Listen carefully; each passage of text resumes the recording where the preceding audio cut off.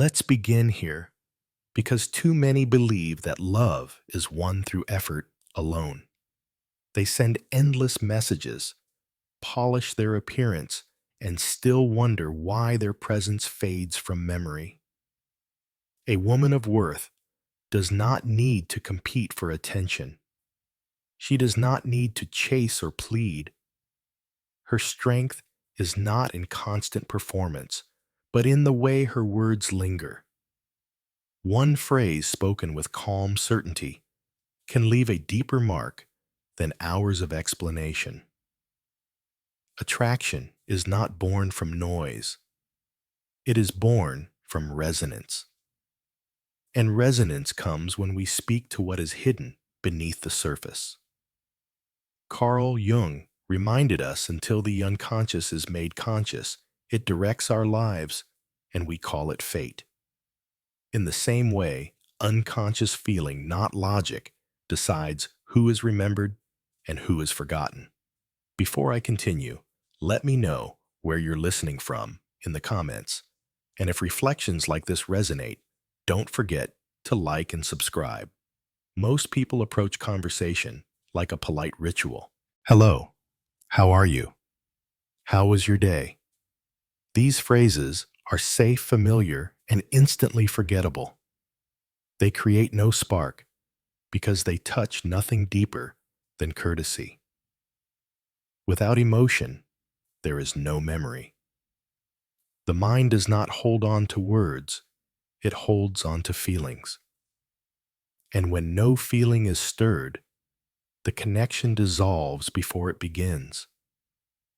This is where so many grow discouraged.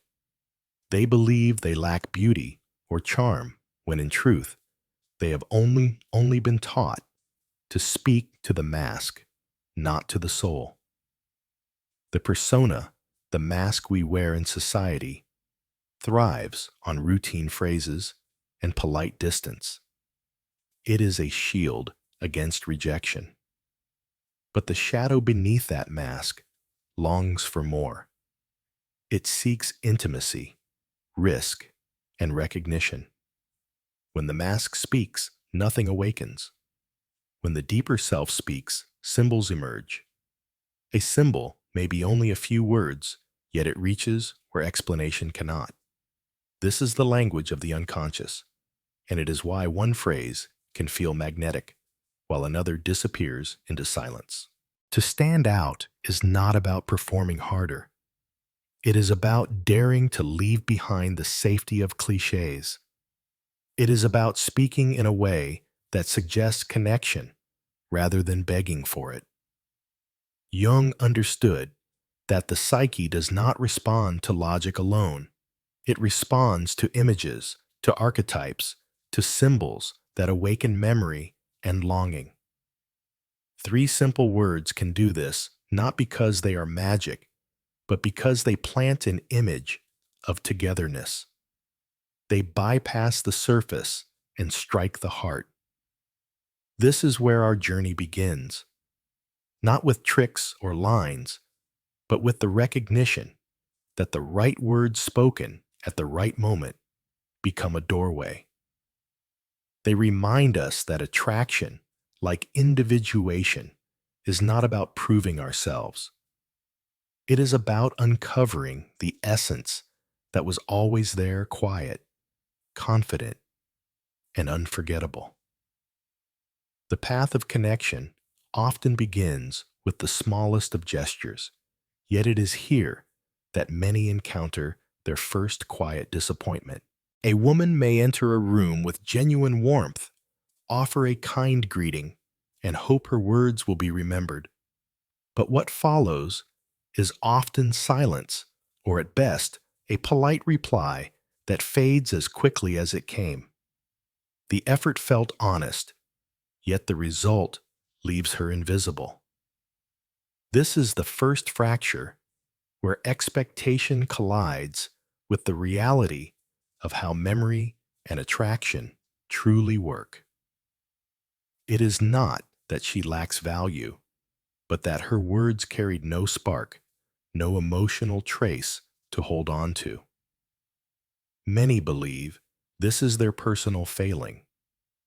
They wonder if they are not beautiful enough, not interesting enough, not clever enough.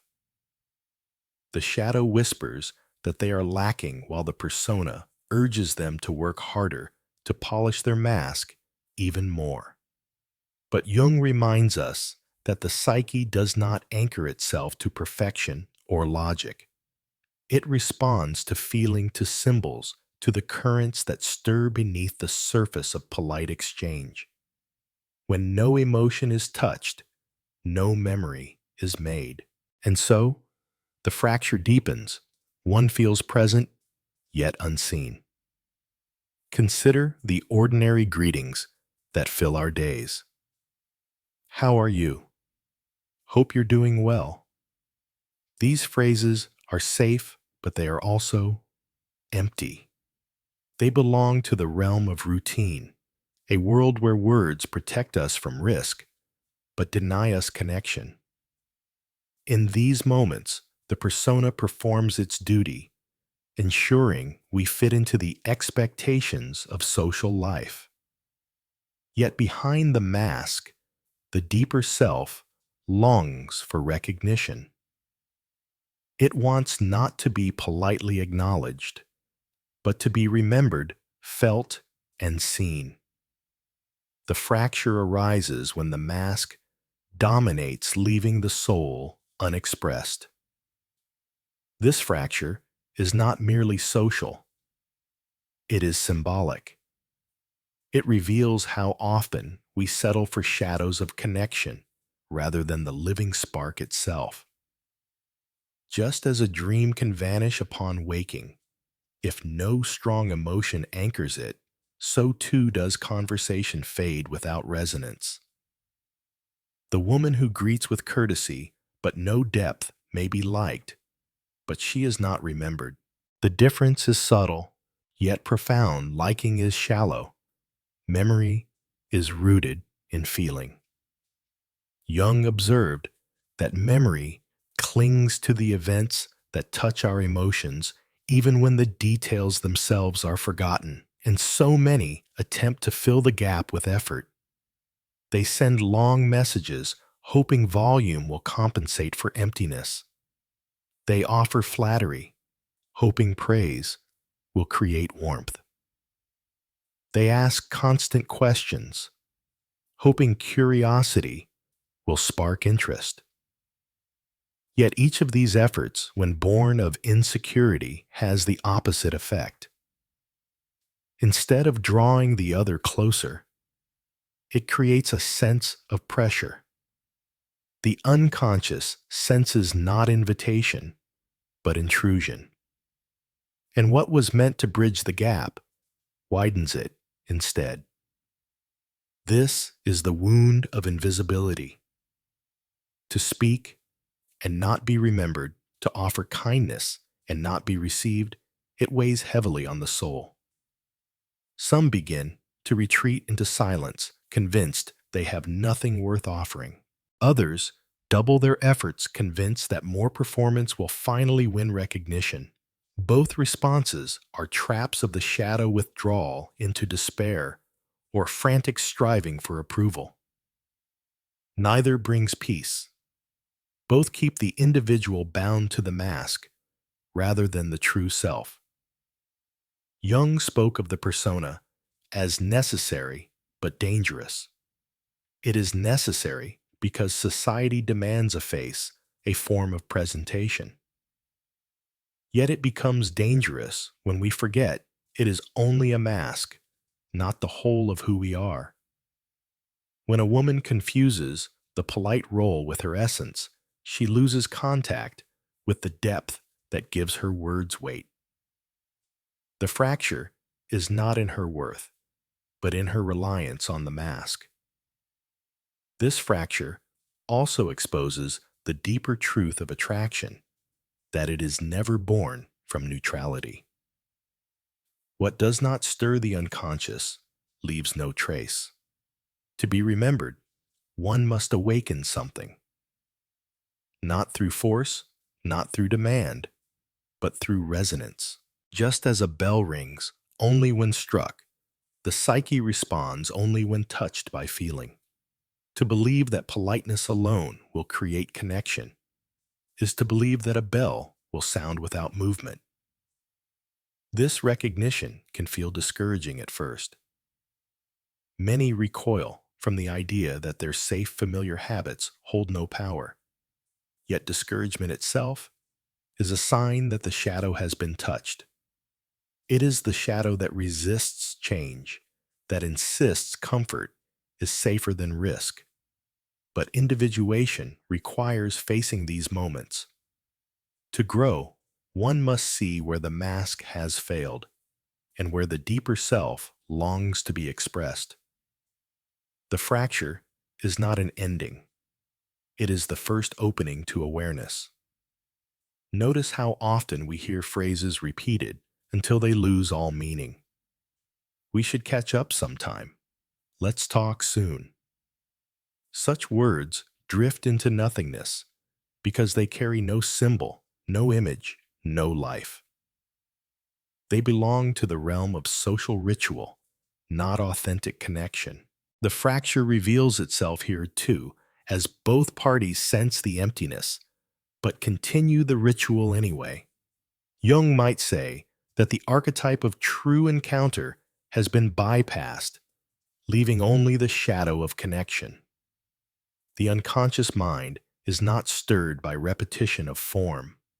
It is stirred by freshness, by the unexpected, by the symbolic gesture that carries weight beyond its literal meaning. This is why the fracture cannot be healed by more of the same. No amount of neutral greetings will create memory. Only words that touch the deeper current will shift the pattern. When the fracture is ignored, the cost is great. A woman may begin to believe her voice has no value. She may silence herself in relationships, thinking it's safer not to speak than to risk being overlooked. Or she may overextend herself, pouring energy into endless attempts to be noticed. Both paths lead to exhaustion and bitterness. Neither honors her essence. The fracture becomes a wound carried forward, shaping how she enters every connection. But when the fracture is recognized, something changes. One begins to see that invisibility was not proof of unworthiness, but proof of misplaced effort. It was the mask speaking, not the soul. It was politeness without resonance, courtesy without image, words without feeling. This awareness carries the seed of transformation. The fracture, once seen, becomes the beginning of choice. Jung often emphasized that growth begins with awareness. What was unconscious becomes conscious, and in that shift, fate loses its grip. To see why one's words left no mark is not to despair, but to awaken. The fracture is not a punishment. It is a mirror. It shows where the old patterns no longer serve and where the deeper self must emerge. Every fracture carries both pain and possibility.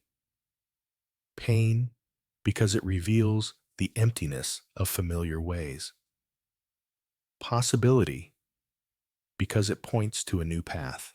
The polite mask may protect, but it will never create memory.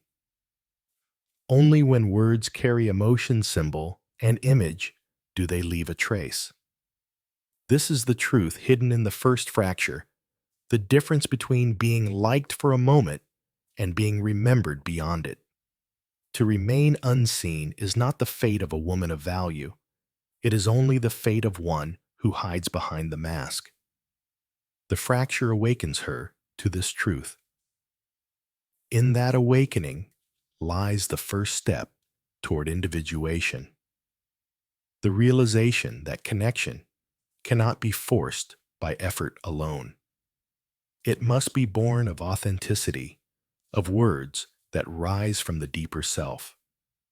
And so the fracture becomes a gift, though it does not feel like one at first. It strips away illusions and exposes the futility of empty patterns. It asks the woman to choose, remain hidden behind the persona, or step into the risk of speaking with her true voice. This is the tension of the threshold, and it is here, standing between the old safety and the new possibility, that the journey truly begins. The fracture reveals itself as a subtle wound, the feeling of being present yet unseen, speaking yet leaving no trace. And here begins the deeper conflict. One part of the psyche wants safety and approval, while another yearns for recognition and depth. This is the tension between the persona and the shadow. The persona is the mask polished for the world, the role that performs politeness and efficiency. The shadow holds what is hidden: longing, insecurity, desire, fear, and also great power. When these two forces collide, the result is confusion.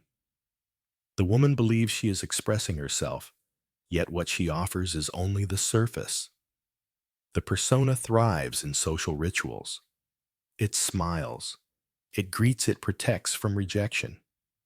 But when the mask dominates, the true self remains buried. Jung described the danger of mistaking the persona for the whole personality. When this happens, one loses contact with authenticity. The shadow, denied expression, grows restless. It whispers doubts. You are not enough. You are invisible. You must try harder.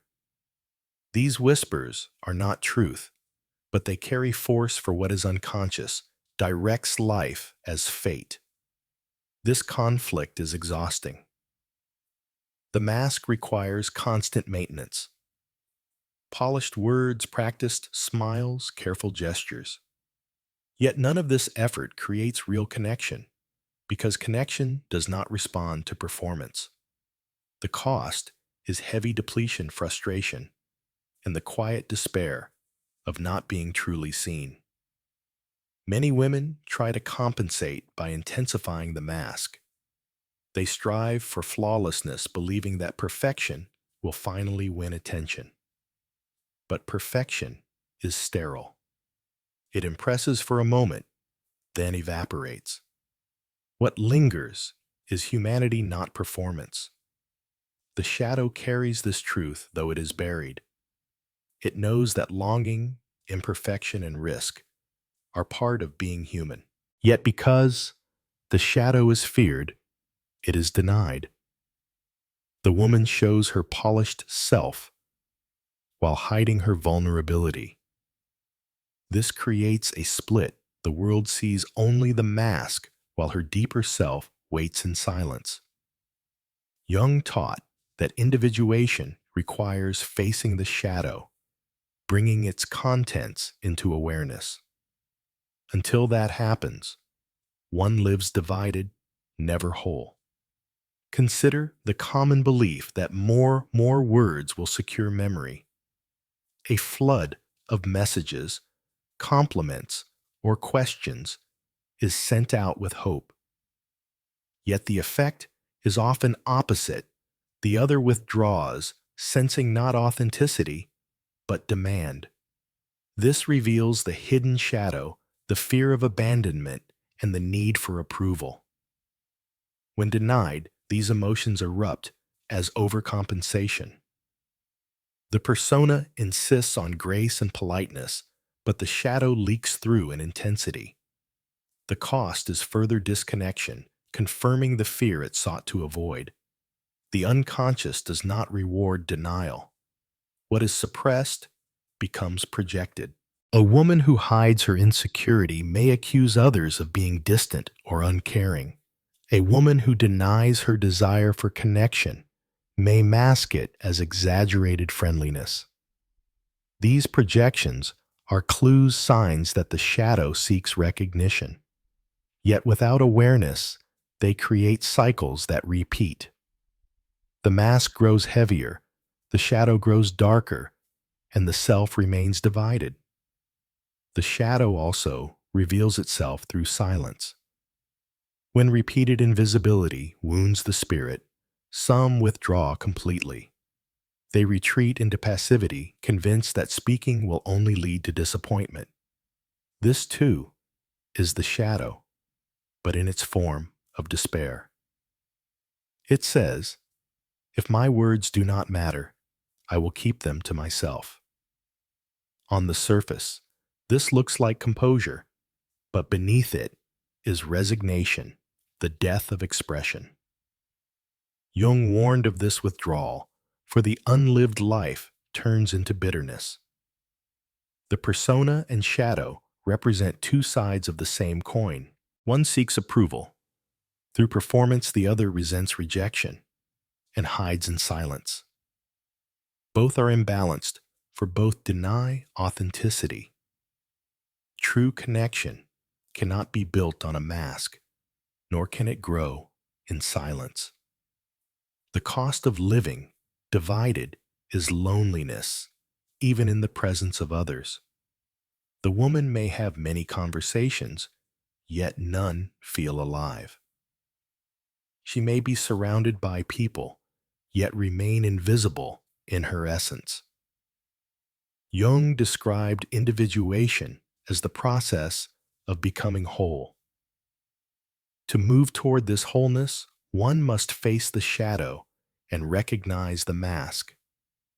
This is not about discarding the persona, it is necessary for social life, but about refusing to mistake it for the true self.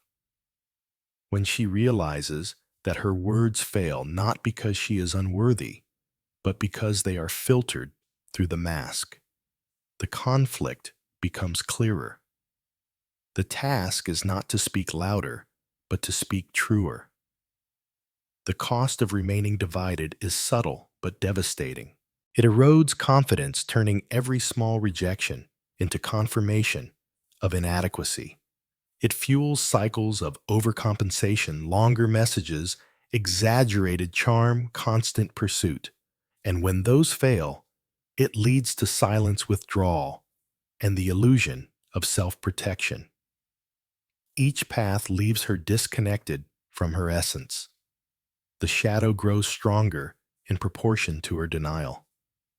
Individuation is postponed, and the soul feels restless, unfinished. Symbols reveal this struggle. The mask of the persona is like a polished mirror that reflects only what society wishes to see. The shadow is like the dark basement of the house where forgotten memories and fears are stored. To live only in the mirror is to live shallowly. To hide only in the basement is to live in fear. Wholeness comes when both spaces are acknowledged, when the mirror reflects, and the basement is entered with light.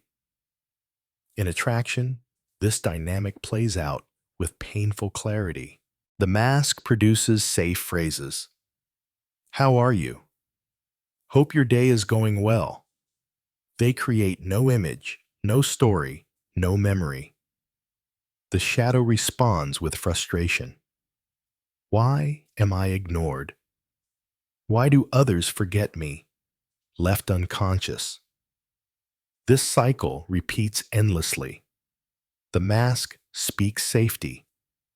The shadow complains, and nothing changes. Jung would remind us that the unconscious must be faced. Only then can fate be altered. The stakes are high. Words that come only from the persona will always be forgettable. They carry no emotion, no symbol, no depth. Words that erupt from the shadow without integration will be desperate, demanding, or fearful. Both fail to create memory. The cost is invisibility. The deeper self longs to speak, yet remains muted by fear. This is the true fracture, not between people, but within the soul itself. Individuation demands courage here. It asks the woman to notice her patterns, the safe phrases that leave no mark, the desperate gestures that repel the silence that isolates. Each pattern is a mask of the deeper fear of being unseen. To face this fear is to face the shadow directly. And in doing so, the possibility of authentic connection begins to emerge. The trap of politeness and perfection is clear. It protects the ego, but it starves the soul. The shadow denied expression becomes restless, leading to cycles of overcompensation or withdrawal. The persona mistaken for the self creates invisibility. Both together form the repeating pattern of frustration.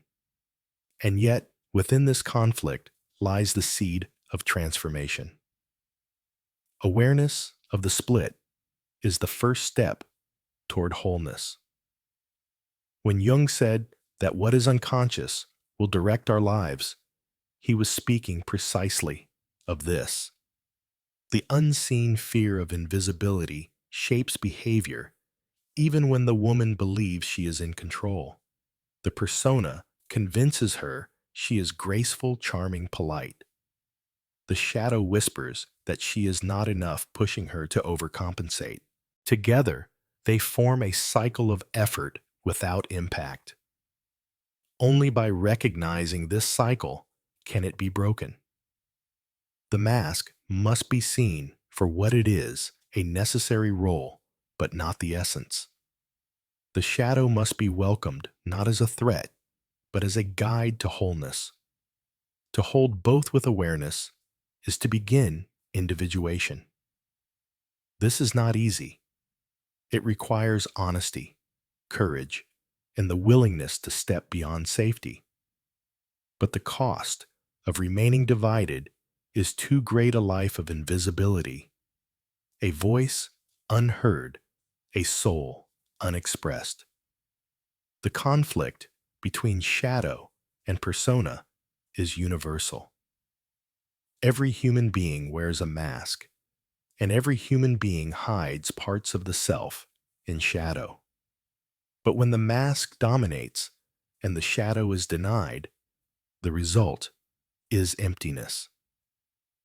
Only by facing both can the deeper voice emerge. Only then can words carry the resonance that creates memory.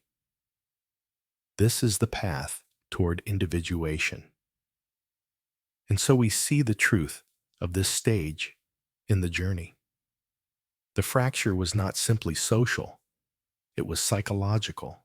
It revealed the clash between mask and shadow, between surface and depth. It showed the futility of effort that ignores the unconscious. And it invited a new awareness that only authenticity creates connection, and only wholeness creates resonance. The next step is awakening the recognition that the key is not more effort, but a new way of speaking rooted in symbol image and the deeper self.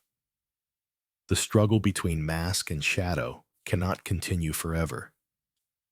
At some point, awareness breaks through, and what was hidden begins to rise into consciousness. This is the moment of awakening. It comes quietly, like light entering a room that has been dark for years. The woman begins to sense that the solution is not in speaking more or in polishing the mask further, but in discovering a new kind of language. A language not of repetition, but of symbol. A language that reaches the unconscious. Here, the simple phrase, "you and me," emerges. At first, it may seem ordinary, even unimpressive, yet its power lies not in the words themselves, but in the image they evoke. Unlike neutral greetings, this phrase carries within it a vision. It suggests connection, partnership, belonging. The moment it is spoken, the mind begins to imagine a scene, two people together sharing something. Jung wrote often about the symbolic language of the unconscious. This phrase, in its simplicity, functions as such a symbol. It bypasses logic and awakens imagination. This awakening is not about tricks or manipulation. It is about recognizing that the unconscious responds to images, not explanations. When she says you and me, she is no longer asking for attention. She is creating a possibility. She is no longer waiting for approval. She is offering a vision. This shift changes everything. The burden of seeking validation is lifted, replaced by the calm power of suggestion. Connection becomes an invitation, not a demand. The difference between asking, "Would you like to spend time with me?" and saying you and me should share this experience is profound. The first places control in the hands of the other, rooted in fear of rejection. The second radiates confidence, clarity, and presence. This is the awakening, realizing that language can embody worth rather than seek it. The phrase itself becomes a symbol of individuation, the movement from dependence to self-affirmation. Symbols work because they speak directly to the unconscious. In a dream, a door is not just a door. It is the threshold of transformation.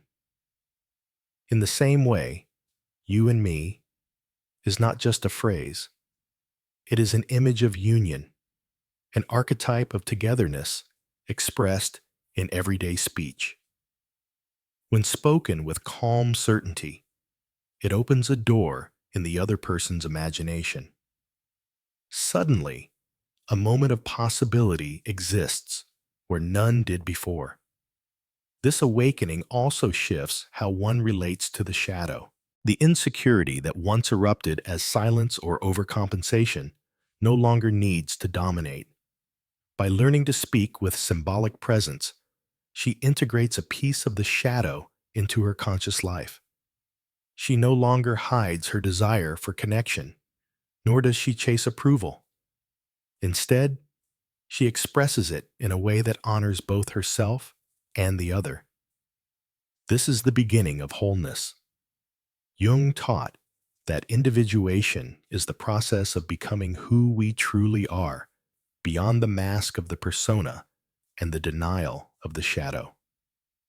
To speak in symbols is to move closer to this truth. It is to allow the unconscious to find expression, not in hidden eruptions, but in conscious, intentional words. The phrase you and me becomes a practice of individuation, a small act that reflects a greater movement toward authenticity. Awakening is rarely dramatic. It often begins with the recognition of contrast. She notices how certain phrases vanish into nothingness while others linger in the memory. She realizes that what is remembered is not the polite formality, but the unexpected spark.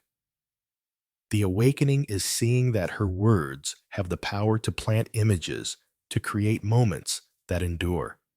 This insight shifts her sense of agency.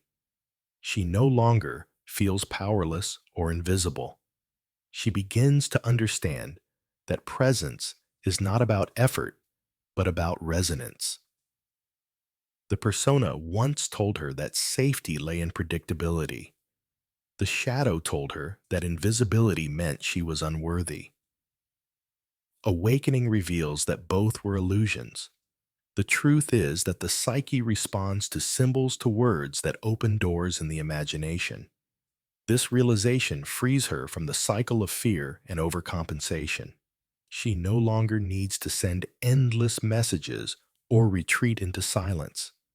She has discovered the key to resonant speak with image, not just information. The moment of awakening carries with it both relief and responsibility. Relief, because she sees that connection is possible. Responsibility, because she must now use this awareness wisely. To say you and me without intention is to reduce it to a slogan. To say it with calm authenticity is to let it function as a symbol. Jung reminded us that symbols are alive. They carry energy. To misuse them is to drain their power. To honor them is to unlock transformation. In this way, awakening is also about respect. Respect for language. Respect for self. Respect for the unconscious. She realizes that every word carries weight, not just in logic, but in feeling. When words are chosen with awareness, they become bridges rather than noise. This is why awakening feels so liberating. It shows that true power lies not in saying more, but in saying less with greater depth. The phrase you and me also invites a new relationship with confidence. Instead of striving for perfection, she learns to rest in clarity. Instead of hiding behind politeness, she learns to suggest with ease. Confidence is not loud or aggressive. It is quiet certainty. When spoken with such certainty, these words shift perception. They no longer sound like a request. They sound like an invitation into a shared vision. And visions, once imagined, are hard to forget. Awakening is the point where individuation begins to shape outer life. It is the moment when inner clarity meets outer expression. She begins to see that attraction, like individuation, is not about forcing outcomes. It is about uncovering what is authentic and allowing it to be seen. In this stage, she is no longer chasing attention or hiding in fear. She is learning to speak with presence, to embody her worth in simple words. The awakening also shows her the nature of memory. What is remembered is not the literal phrase, but the feeling it created. You and me lingers because it awakens curiosity, playfulness, and possibility. It creates a symbol in the other's mind, a symbol that returns even in absence. This is why the phrase holds such quiet power.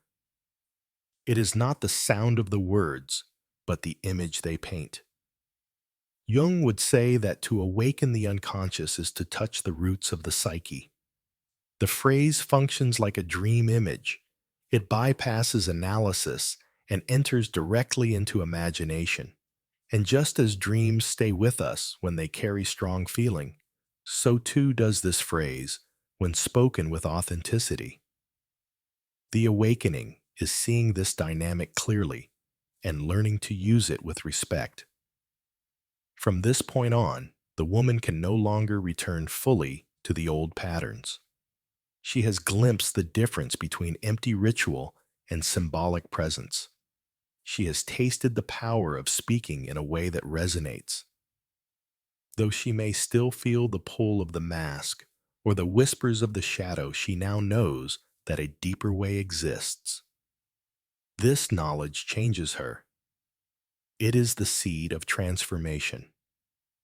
Awakening is not the final step, but it is the turning point.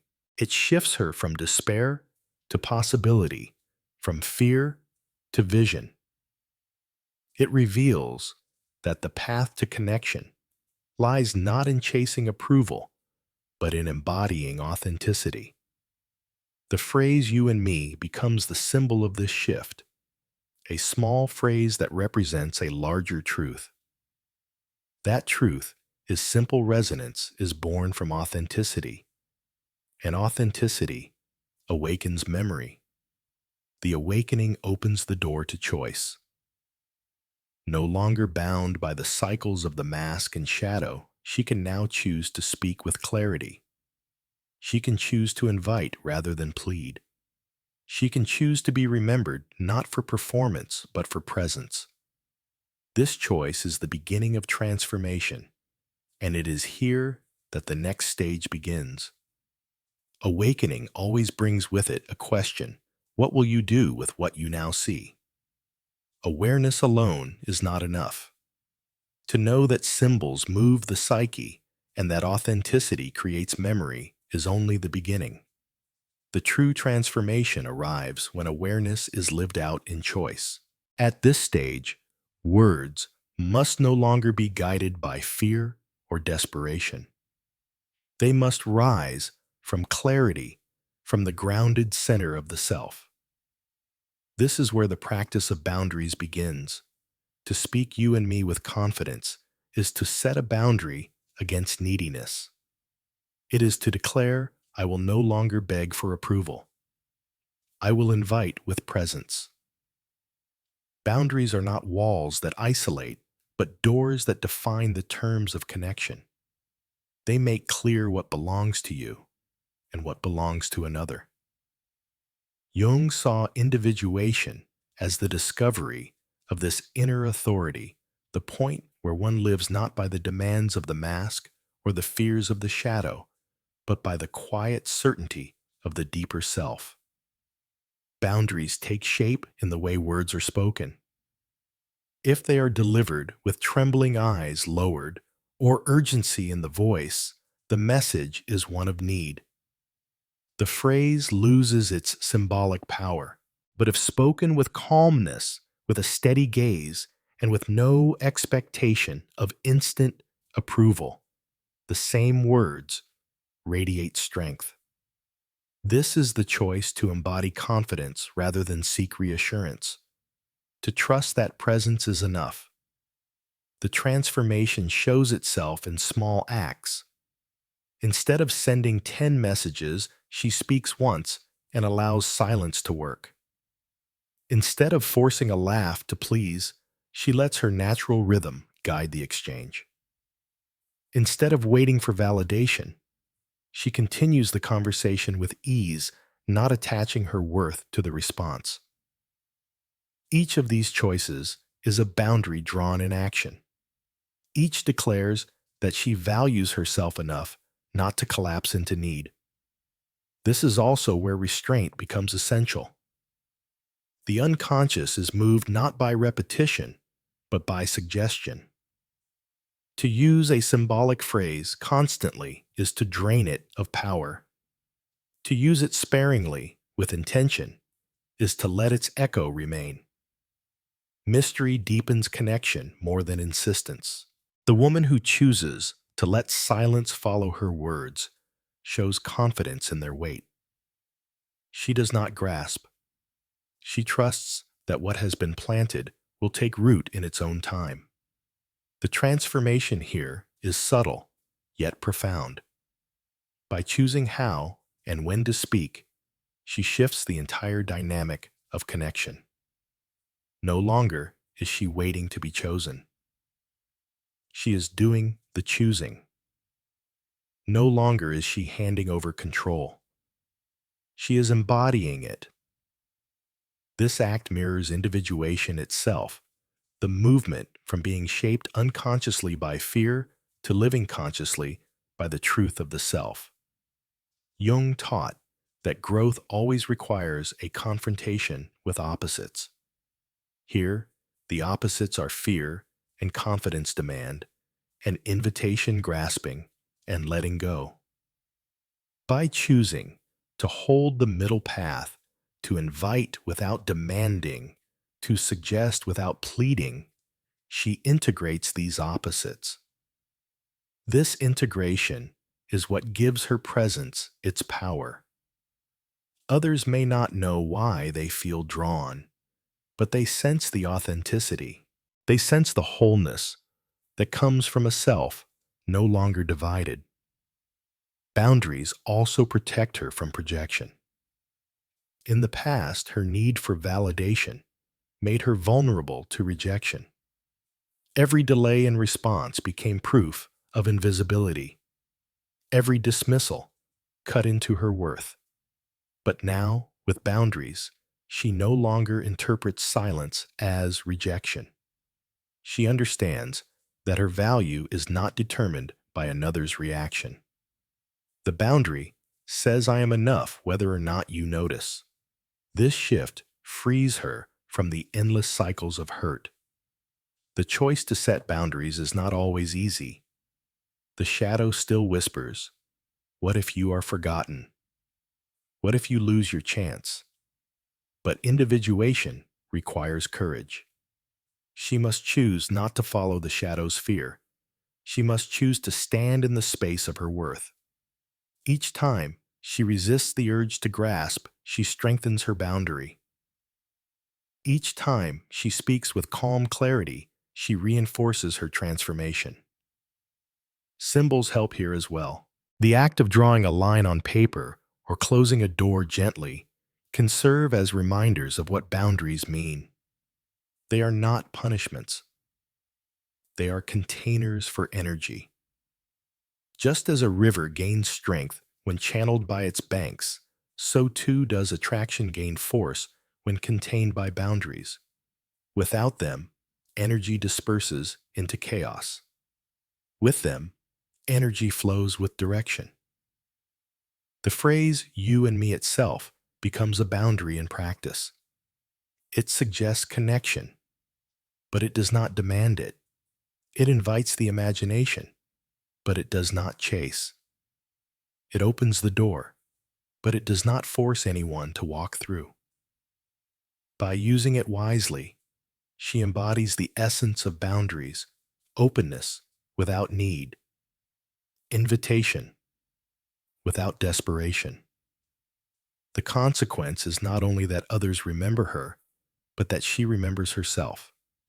She feels the alignment between her inner truth and her outer words. The transformation also touches how she views rejection. In the old cycle, rejection confirmed her fears and deepened her silence. Now, rejection becomes information, not condemnation. If her authentic invitation is not received, she does not collapse. She recognizes that resonance cannot be forced. The boundary protects her from the illusion that her worth depends on another's choice. This is individuation in action, the ability to hold the self steady in the face of outcome. The choice to live this way ripples outward. It shapes not only romantic connection, but every relationship. With friends, she speaks with clarity instead of vague promises. With colleagues, she suggests partnership with confidence instead of hesitation. With family, she expresses her truth without apology. Each boundary becomes a declaration: I honor myself and I honor you. But I will not lose myself in the attempt to win you. Transformation is not measured by grand gestures, but by these consistent choices. Each act of restraint, each authentic phrase, each refusal to grasp builds a new pattern. Over time, this pattern becomes identity. She is no longer the one who fades into background noise. She is the one whose words linger, whose presence carries weight, whose invitations spark imagination. She has shifted from effort to essence. This stage is not without challenge. The old patterns still tempt. The urge to repeat, to explain, to overreach may return. But with each conscious choice, she strengthens the new way. The more she honors her boundaries, the less power the shadow holds. The persona no longer dictates polite but empty words. The shadow no longer drives desperate efforts. Instead, both are integrated, and the deeper self speaks. The transformation is felt not only by others, but within her own soul. She notices her confidence growing. She notices her energy returning. What once was wasted in striving is now conserved in presence. She feels lighter, yet stronger.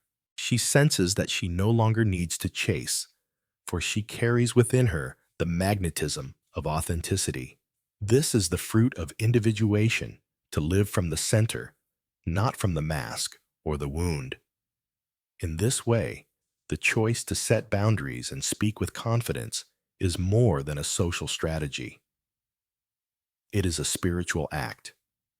It declares that the unconscious has been brought into awareness, that the old patterns no longer rule. It is the moment when the self begins to live from its own ground rather than from borrowed masks. And this, Jung would say, is the essence of transformation.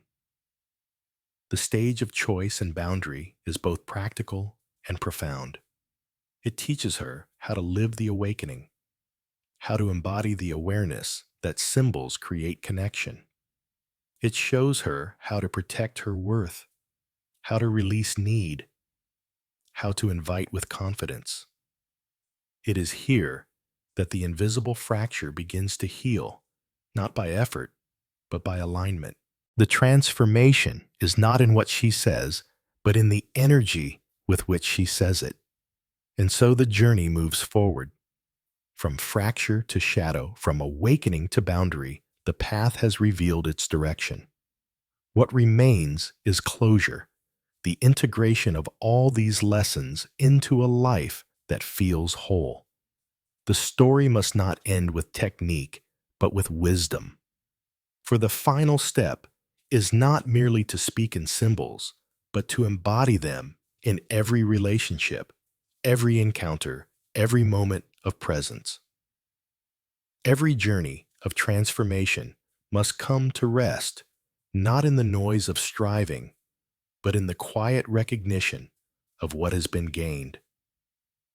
We began with the fracture of invisibility, the wound of words that left no memory.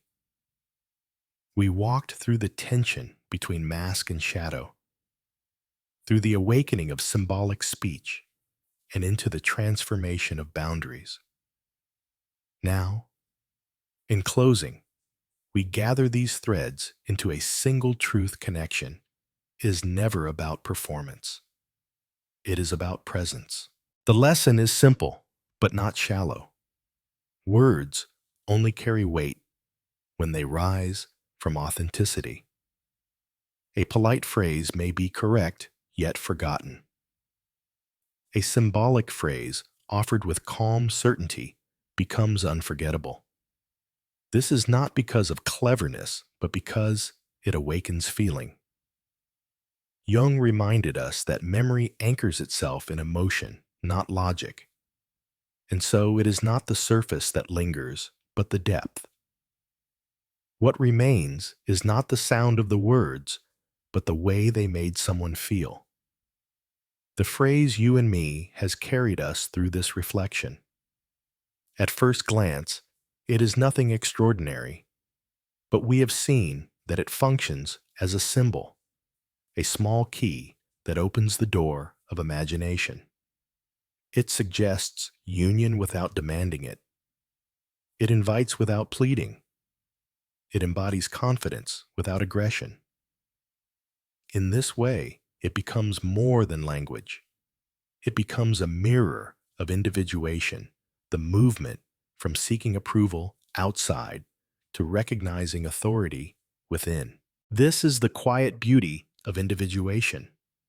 It does not ask you to become someone else. It asks you to shed what is false, to integrate what is hidden, and to speak from the ground of your true self. The mask of politeness and the shadow of fear will always remain, but they no longer need to rule. When acknowledged, they lose their tyranny. They become parts of you, not the whole of you.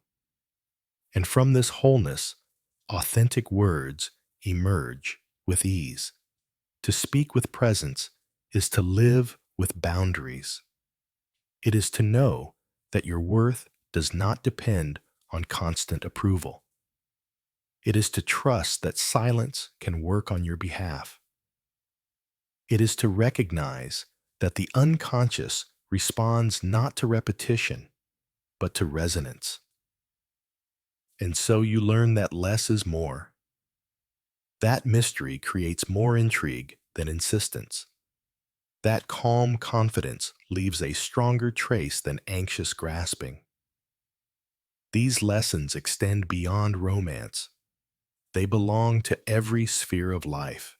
Think of how differently conversations unfold when words are chosen with intention. A vague promise of some time drifts into nothingness, while a gentle "you and me need to talk this week" creates a living possibility. A mechanical greeting passes without notice, while a symbolic phrase plants an image that endures. These small acts ripple outward, shaping not only how others perceive you, but how you perceive yourself.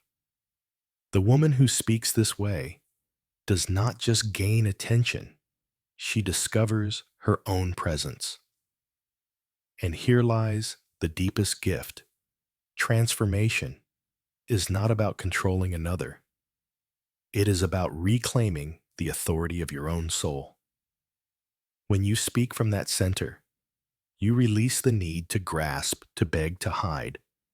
You no longer live only in the persona, nor are you ruled by the shadow. You live from the self, the place where light and darkness are held together. This is individuation in practice, and it is what makes connection both authentic and lasting.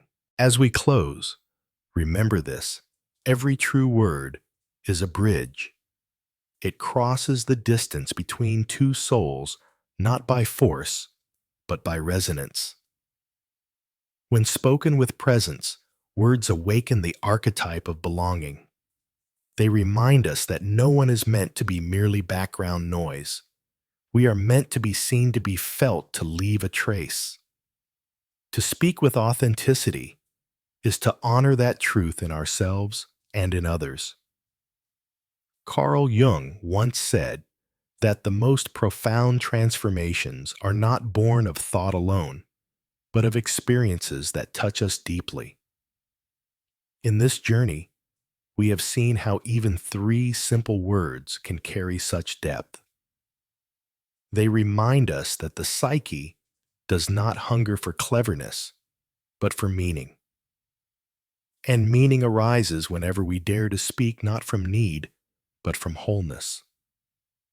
So carry this reflection with you. Use words sparingly, but with intention. Let them be symbols, not noise. Allow silence to do its work, and trust that presence is more magnetic than performance. In this way, connection becomes not a game to be won, but a gift to be shared. The true measure of your words will always be the feeling they leave behind. And now, I will leave you with a question to ponder quietly.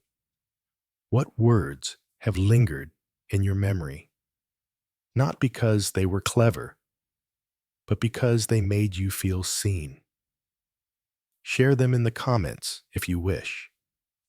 And if these reflections have spoken to you, take a moment to like this video and subscribe for more.